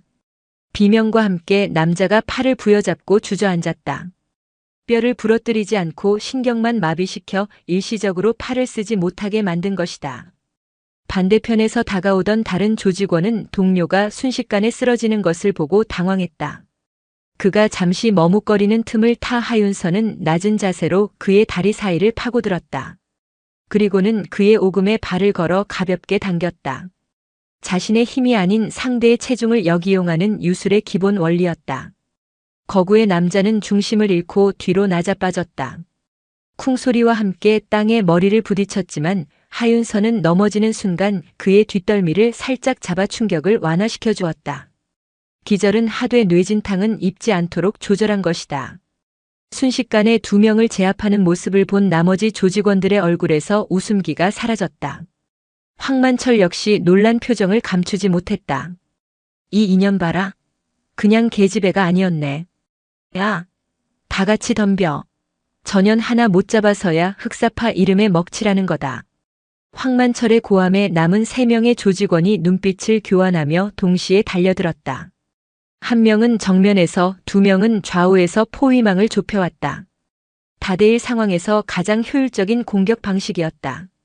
하지만 그들의 상대는 수백 번의 시뮬레이션과 실전 훈련을 통해 어떤 상황에서도 최적의 생존 및 제압 전술을 몸에 새긴 707 요원이었다. 하윤서는 뒤로 물러서지 않았다. 오히려 정면의 상대를 향해 한 걸음 나아갔다. 적의 포위망이 완성되기 전에 가장 약한 고리부터 끊어내는 것이 정석이었다. 정면의 조직원이 휘두른 주먹을 팔로 받아 흘리며 그의 품으로 파고들었다. 그리고는 그의 옆구리를 팔꿈치로 강하게 쳤다. 인체의 급소 중 하나인 늑골 아래 간장이 위치한 부분이었다. 극심한 고통에 조직원의 입에서 컥 하는 신음이 터져 나왔고 그는 그대로 무너져 내렸다. 이제 남은 것은 둘. 하윤서는 쓰러진 동료를 보고 잠시 주춤하는 왼쪽 조직원의 발목을 발로 강하게 찼다. 복숭아뼈 바로 위 정강이뼈와 이어지는 부분의 신경을 가격한 것이다. 남자는 다리에 힘이 풀리며 비명을 질렀다.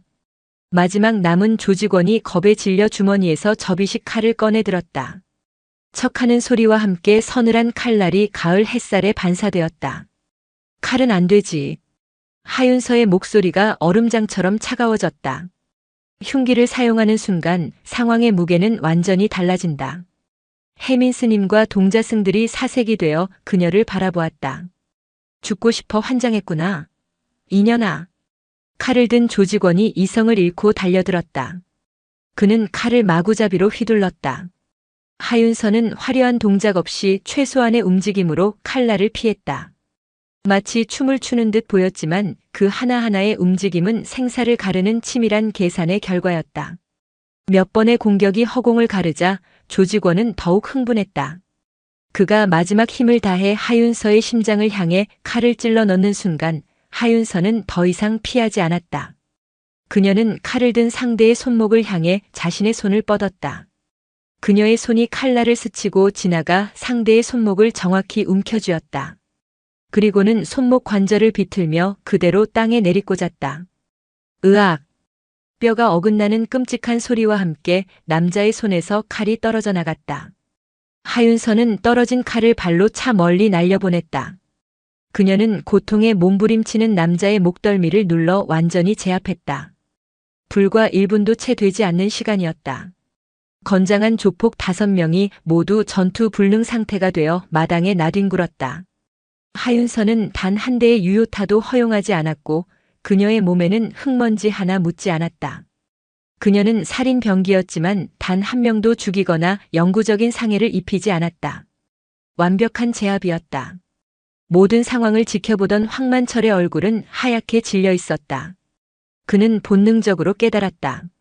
저 여자는 자신이 지금까지 상대해온 어설픈 주먹들과는 차원이 다른 존재라는 것을. 저것은 인간이 아니라 오직 파괴와 제압을 위해 만들어진 기계에 가까웠다.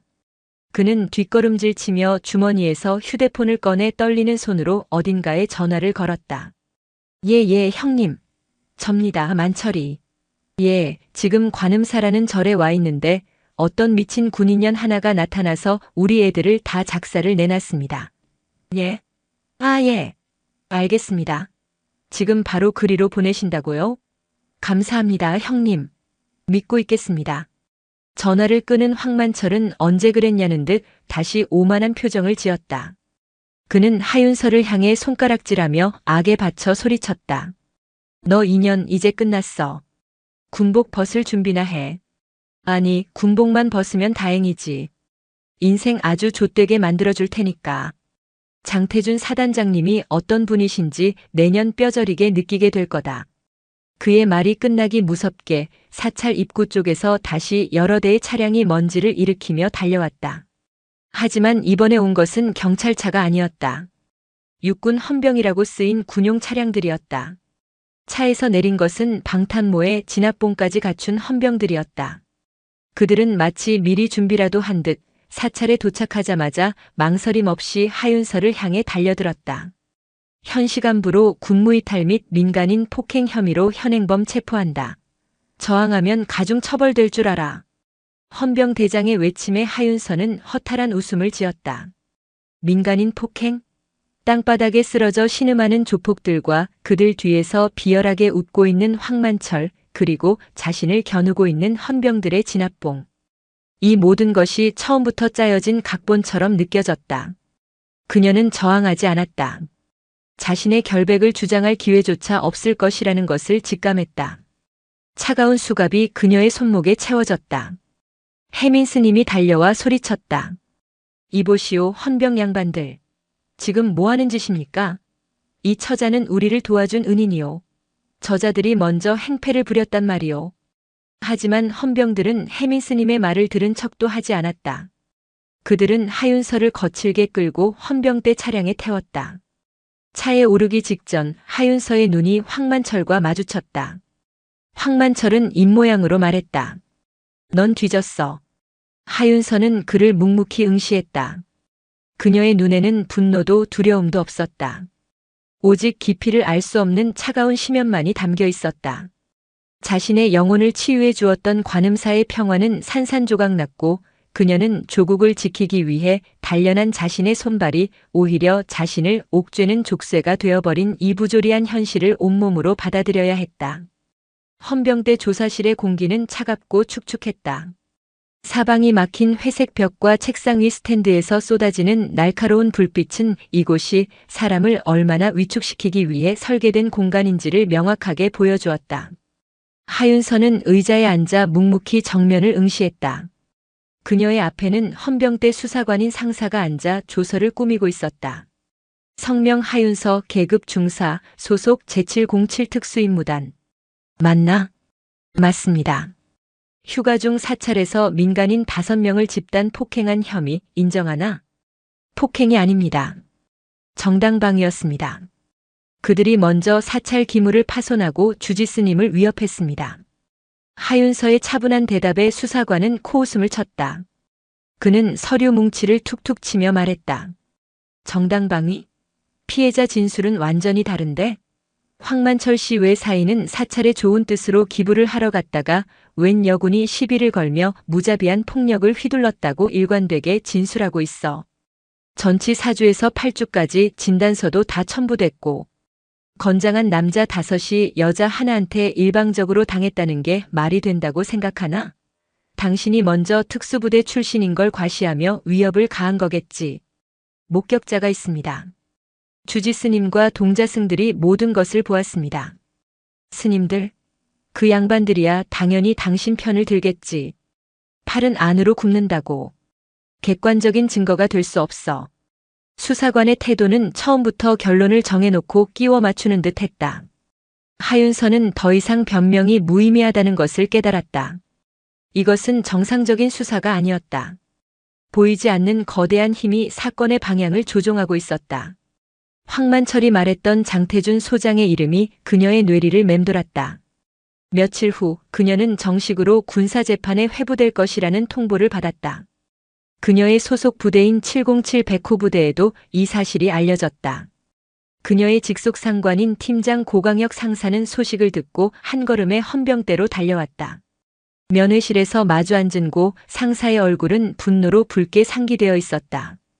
대체 어떻게 된 일이야? 하 중사, 자네가 그럴 사람이 아니라는 거 내가 제일 잘 아는데 어쩌다 이런 일에 휘말린 거야?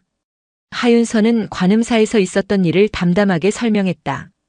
모든 이야기를 들은 고 상사는 책상을 주먹으로 내리쳤다. 썩을 놈들. 명백한 함정이잖아. 사단장? 장태준 소장이 정말 그 조폭놈이랑 연관이 있다는 말인가? 그놈 입에서 직접 들었습니다. 아주 막역한 사이라고 했습니다. 고 상사의 얼굴이 굳어졌다. 그는 군 생활 20년 동안 이런 부조리한 일들을 여러 번 봐왔다. 특히 장성급 지휘관이 연루된 사건은 진실이 무엇이든 간의 힘의 논리에 따라 결론이 나는 경우가 대부분이었다. 일단 내가 어떻게든 손을 써보겠다. 여단장님께도 보고드리고 자네의 평소 행실과 공적을 정상 참작해달라고 탄원서라도 내보겠다. 절대 혼자 다 뒤집어 쓰게 하지는 않을 테니 너무 걱정 마라. 고 상사의 말은 하윤서에게 작은 위안이 되었지만 그녀는 이미 최악의 상황을 각오하고 있었다. 며칠 뒤 열린 징계위원회는 한편의 잘 짜인 연극과도 같았다. 위원장으로 참석한 헌병대 대령의 얼굴에는 이 귀찮은 절차를 빨리 끝내고 싶다는 기색이 역력했다. 황만철 측이 제출한 진단서와 일관된 진술서가 증거로 채택되었고 해민 스님과 관음사 신도 몇 명이 제출한 탄원서는 사적인 관계에 의한 신빙성 없는 주장으로 일축되었다. 하윤서에게는 변론의 기회가 주어졌지만 그녀의 말에 귀를 기울이는 사람은 아무도 없었다. 그녀는 자신이 본 것과 느낀 것, 그리고 왜 그렇게 행동할 수밖에 없었는지를 논리적으로 설명했다. 하지만 그녀의 말은 공허한 메아리가 되어 징계위원회실의 차가운 벽에 부딪혔다 흩어질 뿐이었다. 결과는 예상보다 훨씬 가혹했다. 피징계자 하윤서 중사. 군인 복무규율 위반, 품위유지 의무 위반, 민간인에 대한 가혹 행위 등의 죄질이 매우 불량하다고 판단됨. 이에 본위원회는 피징계자를 강등 처분에 처하고 현역 복무 부적합 심의에 회부할 것을 의결한다. 강등. 중사에서 하사로 계급이 떨어지는 군인에게는 사망 선고나 다름없는 중징계였다. 게다가 현역 복무 부적합 심의에 회부된다는 것은 군복을 벗어야 할 수도 있다는 의미였다. 하윤서는 눈을 감았다.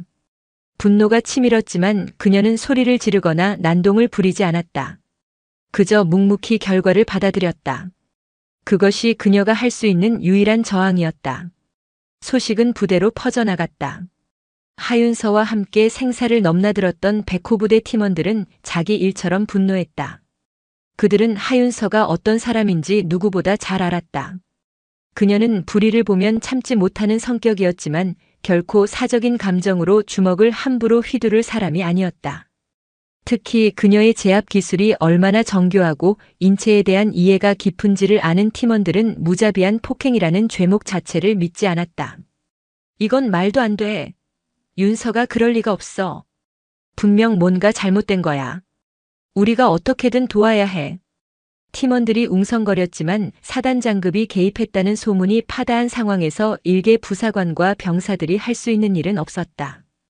오히려 하윤서를 옹호하다가 불이익을 당할 수도 있었다. 부대 내에는 무거운 침묵과 무력감이 감돌았다. 한편 관음사의 해민 스님은 징계 결과를 전해 듣고 며칠 밤낮을 고뇌했다. 자신과 사찰을 지키려다 한 젊은 군인의 인생이 송두리째 망가지게 생긴 것이다. 부처님의 가르침은 자비를 말하지만 불의에 침묵하는 것은 자비가 아니었다. 그는 이대로 물러서지 않기로 결심했다. 그는 사찰의 CCTV 영상을 확보했다. 다행히 그날의 상황은 대웅전 처마 밑에 설치된 카메라에 고스란히 녹화되어 있었다. 영상에는 황만철 일당이 먼저 기물을 부수고 행패를 부리는 장면, 그리고 하윤서가 그들을 제압하는 과정이 명백하게 담겨 있었다. 그는 이 영상을 들고 언론사와 인권단체의 문을 두드리기 시작했다. 하지만 거대 조직과 군 장성이 얽힌 사건에 선뜻 나서려는 곳은 없었다. 대부분은 문전박대를 당하기 일쑤였다. 같은 시각 장태준 소장은 자신의 집무실에서 황만철과 통화하고 있었다. 그래, 만철이냐? 일 처리는 아주 깔끔하게 됐더구나. 그 맹랑한 계집, 이제 군복 벗고 사회 나와서 막노동이나 하게 생겼어. 에이, 형님 덕분입니다. 형님 아니었으면 제가 큰일 날 뻔했습니다. 역시 대한민국은 형님 같은 분이 계셔야 바로 서는 겁니다. 알랑방귀는 그만 뀌고. 이번에 새로 시작하는 리조트 사업건, 그거 인허가 문제 내가 다 해결해 놨으니 다음 달 내 생일 잊지 말고. 당연하죠, 형님. 제가 아주 특상품으로 준비해 놓겠습니다. 기대하셔도 좋습니다. 두 사람의 추악한 거래가 오가는 동안 하윤서는 징계 처분이 확정되기를 기다리며 차가운 헌병대 유치장에서 홀로 시간을 보내고 있었다. 그녀는 창밖의 작은 하늘을 보며 파병지에서 잃었던 동료를 떠올렸다. 만약 그가 살아있었다면 이 억울한 상황에 얼마나 분노하고 함께 싸워주었을까. 그녀는 주먹을 꽉 쥐었다. 이대로 무너질 수는 없었다.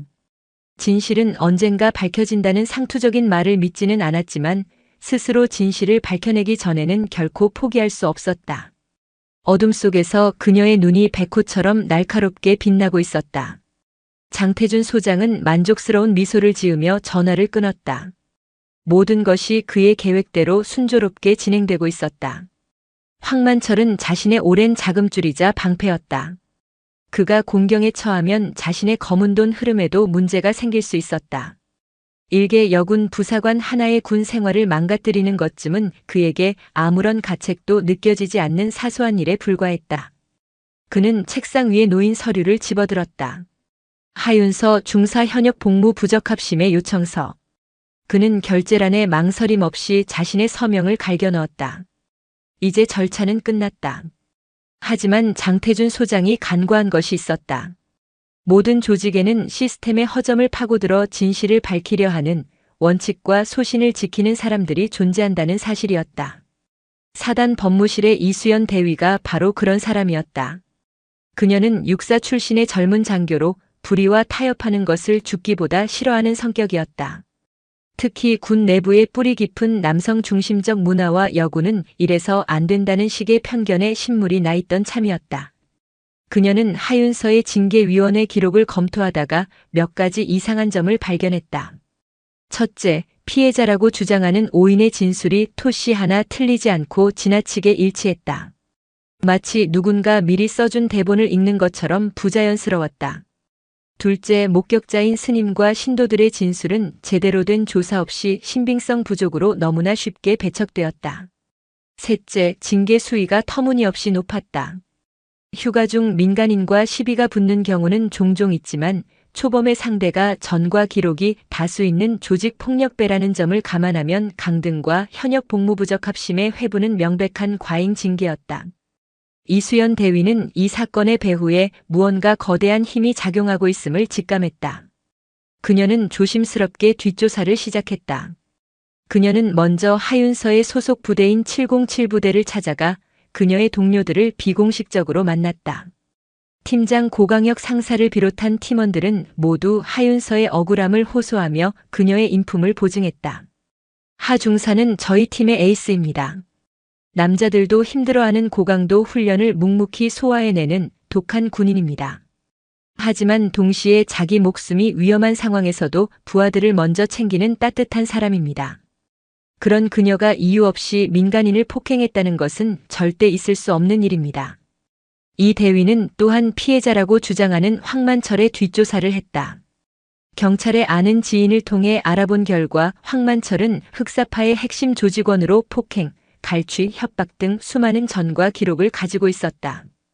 그런 자가 선량한 시민 행세를 하며 군인을 고소한 것부터가 어불성설이었다. 결정적인 단서는 의외의 곳에서 나왔다. 이 대위는 장태준 소장의 평소 행적을 파고들었다. 그는 최근 몇 년간 장 소장의 관용차 운행 기록과 법인카드 사용 내역 등을 몰래 열람했다. 기록에는 유흥주점이나 골프장 등 군인 신분으로 가기에는 부적절한 장소에서의 결제 내역이 수두룩했다.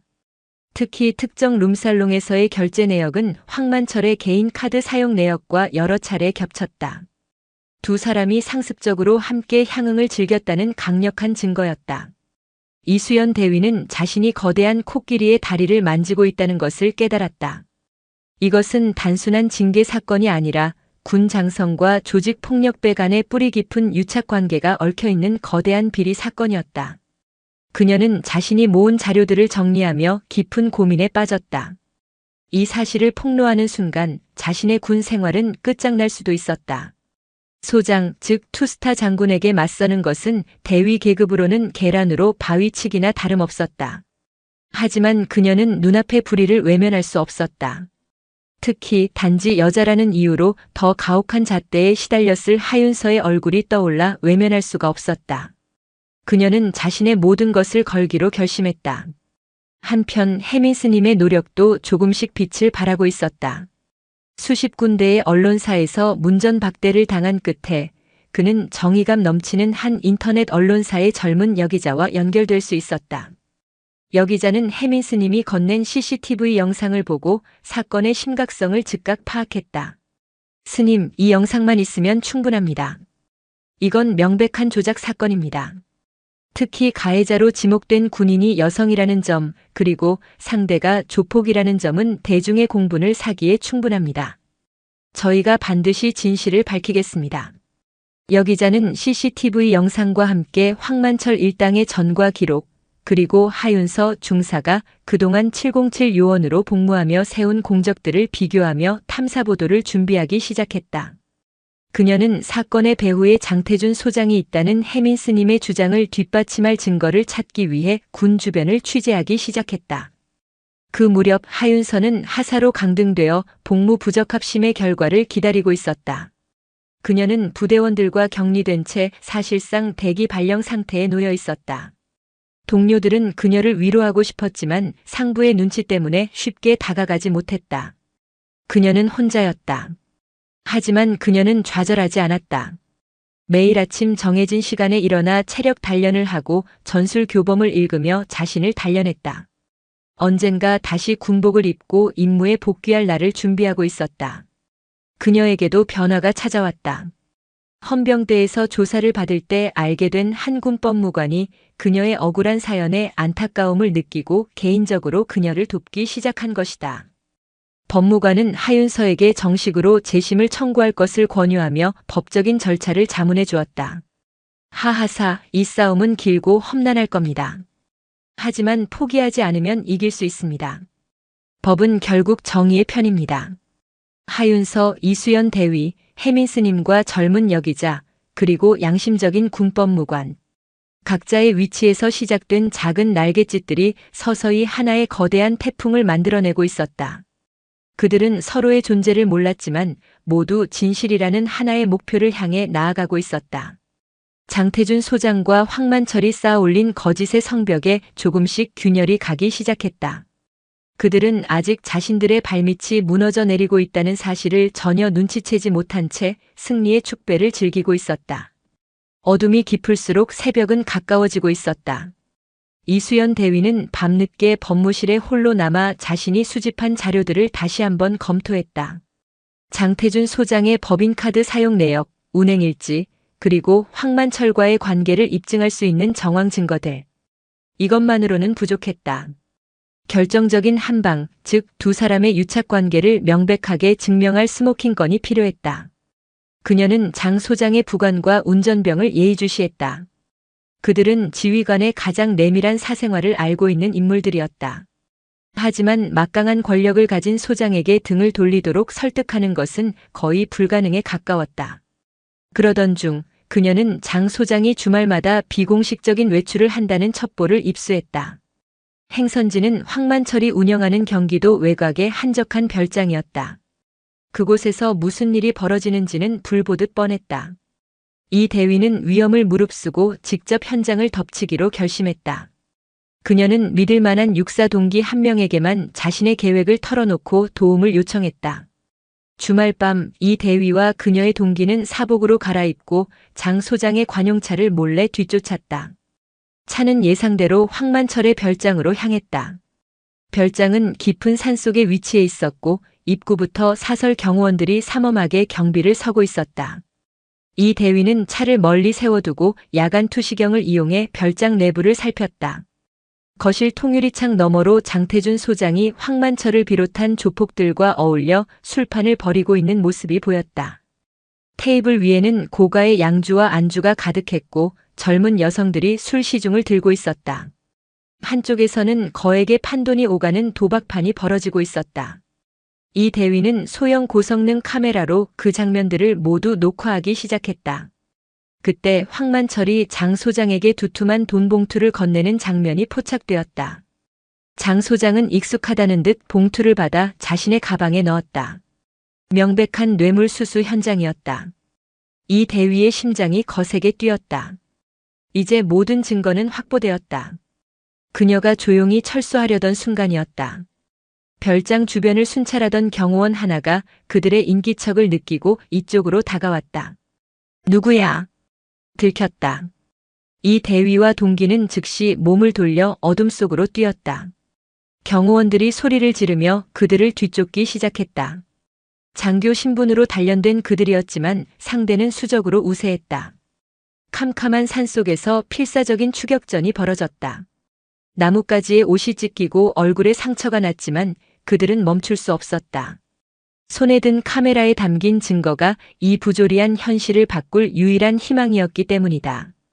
간신히 경호원들을 따돌리고 자신들의 차에 도착했을 때 그들은 온몸이 땀과 흙으로 범벅이 되어 있었다. 괜찮나? 괜찮습니다. 그런데 대위님, 이거 정말 보통 일이 아닙니다. 우리가 지금 누구를 상대로 싸우고 있는 건지. 동기의 목소리가 불안하게 떨렸다. 이수연 대위는 거친 숨을 몰아쉬며 말했다. 우리는 군인으로서 마땅히 해야 할 일을 하고 있는 거야. 썩어 빠진 군대를 바로잡는 일. 두려워하지 마. 그녀의 눈은 결연한 의지로 불타고 있었다. 그 같은 시각 인터넷 언론사 여기자는 단독 707 여전사 조폭의 무릎 꿇다 사단장 조폭 유착 의혹이라는 제목의 기사 초고를 완성했다. 기사에는 관음사 CCTV 영상 분석과 함께 하윤서 중사가 과거 대테러 작전에서 세운 공적, 그리고 황만철 일당의 범죄 행각이 상세하게 담겨 있었다. 또한 장태준 소장과 황만철의 유착 의혹을 조심스럽게 제기하며 군 당국의 철저한 진상조사를 촉구하는 내용도 포함되었다. 기사는 언제든 온라인에 송고될 수 있도록 모든 준비를 마친 상태였다. 혜민 스님 역시 가만히 있지 않았다. 그는 지역 불교 연합회와 시민단체들을 찾아다니며 하윤서의 억울한 사연을 알리고 그녀의 구명을 위한 서명운동을 벌이기 시작했다. 처음에는 미미했던 움직임이 조금씩 입소문을 타면서 서명에 동참하는 사람들이 늘어났다. 사찰의 작은 마당에서 시작된 외침이 세상 밖으로 울려 퍼지기 시작한 것이다. 하윤서에게도 작은 변화가 생겼다. 그녀의 재심 청구가 받아들여진 것이다. 비록 형식적인 절차일 수 있었지만 다시 한번 진실을 다툴 기회가 생겼다는 것만으로도 그녀에게는 큰 힘이 되었다. 그녀는 군법무관의 도움을 받아 그날의 상황을 시간대별로 정리하고 조폭들의 진술이 가진 허점을 파고드는 반박 자료를 꼼꼼하게 준비했다. 이렇게 각자의 위치에서 진실을 향한 마지막 퍼즐 조각들이 맞춰지고 있었다. 이수연 대위가 확보한 결정적인 영상, 기자의 날카로운 펜, 시민들의 서명, 그리고 하윤서 자신의 포기하지 않는 의지. 이 모든 것이 하나의 거대한 힘으로 응축되어 폭발할 순간을 기다리고 있었다. 장태준 소장은 아무것도 모른 채 다음 날 아침 숙취에 찌든 얼굴로 사단장실에 출근했다. 그는 어젯밤 황만철이 준 돈 봉투를 생각하며 흡족한 미소를 지었다. 자신의 세상은 이토록 견고하고 안전하다고 그는 믿어 의심치 않았다. 하지만 그가 앉아있는 화려한 의자 밑에서 그의 제국을 통째로 뒤흔들 거대한 지진이 시작되고 있었다. 진실의 무게는 그 어떤 권력의 무게보다 무거운 법이었다. 월요일 아침 대한민국은 한 인터넷 언론사가 터뜨린 기사로 발칵 뒤집혔다. 단독 707 여전사 조폭의 무릎 꿇다 별들의 추악한 거래, 그 배후의 그림자. 기사는 순식간에 주요 포털 사이트의 메인 화면을 장식했고 실시간 검색어 순위는 하윤서, 중사, 장태준 소장, 흑사파 등의 키워드로 도배되었다. 기사에는 관음사 CCTV 영상이 그대로 첨부되었다. 영상을 본 네티즌들은 경악을 금치 못했다. 조폭들이 먼저 행패를 부리고 하윤서 중사가 그들을 제압하는 장면은 누가 봐도 명백한 정당방위였다. 특히 여자 혼자서 건장한 조폭 5을 압도적인 실력으로 제압하는 모습은 그 자체로 엄청난 화제가 되었다. 그런데도 그녀가 강등이라는 중징계를 받았다는 사실에 여론은 들끓기 시작했다. 이게 나라냐? 나라 지키는 영웅한테 어떻게 이럴 수가 있어? CCTV가 버젓이 있는데 이걸 조작한다고. 군대 진짜 썩었구나. 특히 여군이라고 더 만만하게 본 거 아니야? 장태준 소장 저 사람 당장 조사해서 옷 벗겨야 한다. 국방부 홈페이지 자유 게시판은 성난 민심으로 마비될 지경이었다. 청와대 국민청원 게시판에는 억울한 누명을 쓴 707 영웅 하윤서 중사를 구하고 비리 장군 장태준 소장을 처벌해 주십시오라는 제목의 청원이 올라왔고 하루 만에 30만 명 이상의 동의를 얻었다. 언론 보도와 여론의 폭발적인 반응은 국방부를 압박하기에 충분했다. 사태의 심각성을 깨달은 국방부 장관은 즉시 감찰실에 특별 합동조사를 지시했다. 군, 검찰과 헌병, 기무사 요원들로 구성된 대규모 합동조사단이 꾸려져 장태준 소장이 있는 사단으로 급파되었다. 장태준 소장은 자신의 집무실에서 인터넷 기사를 보고 온몸이 사시나무 떨듯 떨렸다. 자신의 이름이 실시간 검색어에 오르내리고 온 국민이 자신을 비난하는 상황을 도저히 믿을 수가 없었다. 그는 황급히 황만철에게 전화를 걸었다. 야, 만철아. 이게 어떻게 된 일이야? 기사가 어떻게 나간 거야? 형님, 저도 모릅니다. 어떤 미친 기자가 달라붙은 모양입니다. 형님, 이제 우린 어떻게 되는 겁니까? 황만철의 목소리에도 다급함과 공포가 가득했다. 장 소장은 책상을 내리치며 소리쳤다. 닥쳐. 정신 똑바로 차려. 우리가 입만 맞추면 증거 없어. 그냥 저 영상 하나 가지고는 안 돼. 절대 불면 돼. 하지만 그의 발악은 공허한 외침일 뿐이었다. 그가 전화를 끊기가 무섭게 집무실 문이 거칠게 열리고 합동조사단 요원들이 들이닥쳤다. 장태준 소장님, 국방부 감찰실에서 나왔습니다. 지금부터 직무를 정지하고 본인에 대한 직권 남용 및 뇌물수수 혐의에 대한 조사를 시작하겠습니다. 집무실과 관사를 압수수색하겠습니다. 장태준 소장의 얼굴이 잿빛으로 변했다. 그는 평생 쌓아 올린 모든 것이 한순간에 무너져 내리는 소리를 들었다. 그 같은 시각 이수연 대위는 육군본부 감찰실장 앞에 서 있었다. 그녀는 밤사이 고민 끝에 자신이 촬영한 영상을 들고 직접 육군본부를 찾아온 것이었다. 감찰실장은 그녀의 용기에 경의를 표하며 그녀가 제출한 영상을 확인했다. 영상에는 장태준 소장이 황만철에게 돈 봉투를 받는 장면이 선명하게 찍혀 있었다. 이것은 빼도 박도 못하는 결정적인 증거였다. 이 대위, 자네가 군을 살렸네. 자네의 용기 절대 잊지 않겠네. 이수연 대위가 제출한 영상은 합동조사단에 즉시 전달되었다. 압수수색에서 별다른 증거를 찾지 못해 애를 먹던 조사단은 이 영상을 보고 환호했다. 이제 게임은 끝났다. 합동조사단의 수사는 일사천리로 진행되었다. 장태준 소장은 긴급 체포되어 군 검찰의 조사를 받았다. 처음에는 혐의를 완강히 부인하던 그는 돈 봉투를 받는 영상이 재생되자 결국 모든 것을 자백하고 말았다. 그의 자백을 토대로 황만철을 비롯한 흑사파 조직원들도 전원 검거되었다. 그들의 아지트를 덮친 경찰은 불법 무기와 마약, 그리고 그동안 장 소장에게 상납한 뇌물 장부를 확보했다. 하윤서의 재심은 열릴 필요도 없이 이전의 징계 자체가 원천 무효 처리되었다. 국방부 장관은 직접 대국민 사과 성명을 발표하고 하윤서의 강등 처분을 취소함과 동시에 그녀의 명예를 회복시키기 위한 모든 조치를 취하겠다고 약속했다.